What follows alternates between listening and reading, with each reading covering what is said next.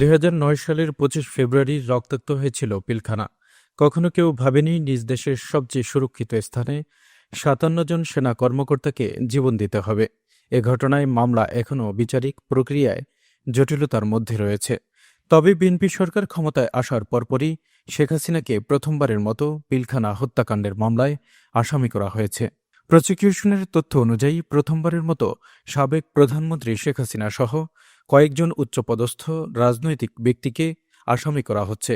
Chief public prosecutor Mohammad Borhanuddin জানিয়েছেন, সম্পূরক চার্জশিটে Sheikh Hasina, barrister Fazle Noor Taposh, Jahangir Kabir Nanak এবং তৎকালীন কয়েকজন মন্ত্রীসহ আওয়ামী লীগের উচ্চপদস্থ নেতাদের নাম আসামি হিসেবে অন্তর্ভুক্ত করা হচ্ছে। মামলায় ১২০০ সাক্ষীর মধ্যে সাক্ষ্য নেওয়া হয়েছে ৩০০ জনের।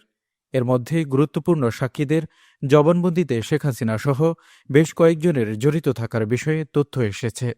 বিডিআর হত্যাকাণ্ডের বিস্ফোরক এই মামলাটি এখনও নিষ্পত্তি হয়নি, সাক্ষ্য গ্রহণ পর্যায়ে রয়েছে।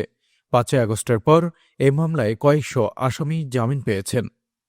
Desk report, বার্তাবাজার।